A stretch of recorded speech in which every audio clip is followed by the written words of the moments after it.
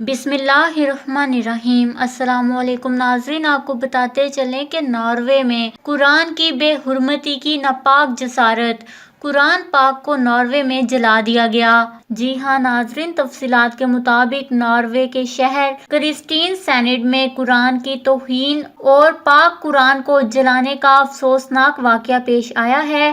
اسلام مخالف تنظیم سیان کے کارکنوں نے ریلی نکالی جس میں قرآن کی شدید بے حرمتی کی گئی۔ اس موقع پر ناروے کی پولیس خاموش تماشائی بنی رہی اور تنظیم کے سربراہ لارس تھورسن کو روکنے کی کوئی کوشش نہیں کی۔ قرآن پاک کی توہین ہوتے دیکھ کر وہاں موجود مسلمان نوجوان برداشت نہ کر سکے اور سبق سکھانے کے لیے اس لعنتی پر حملہ کر دیا۔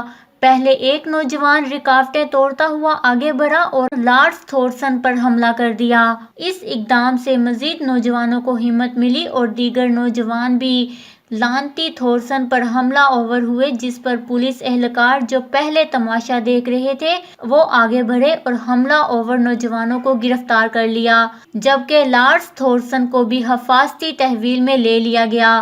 کرسٹین سینڈ شہر میں مسلمانوں کی بڑی آبادی ہے، لیکن ناروے کی انتظامیہ نے نہ صرف اس اشتعال انگیز ریلی کی اجازت دی بلکہ قرآن کی توہین سے بھی نہ روکا۔ ناروے سمیت دنیا بھر کے مسلمانوں نے توہین قرآن کی شدید مذمت کرتے ہوئے لارس تھورسن پر نفرت انگیز جرائم کا مقدمہ درج کرنے کا مطالبہ کیا ہے۔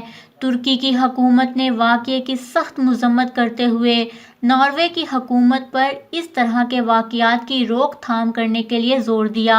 ترک وزارت خارجہ نے کہا کہ واقعے میں ملوث تھورسن کو کڑی سے کڑی سزا دی جائے۔ ملعون لارس تھورسن ایک عادی مجرم ہے اور حال ہی میں اسلام مخالف اشتعال انگیزی لٹریچر پھیلانے کے الزام میں 30 روز قید کی سزا بھگت چکا ہے۔ جبکہ ناظرین، دوسری جانب پاکستان نے ناروے میں قرآن پاک کی مبینہ بے حرمتی کی مذمت کی ہے۔ ترجمان دفتر خارجہ نے ناروے کے ایک شہر میں قرآن پاک کی مبینہ بے حرمتی کے واقعے پر مذمت کا اظہار کیا۔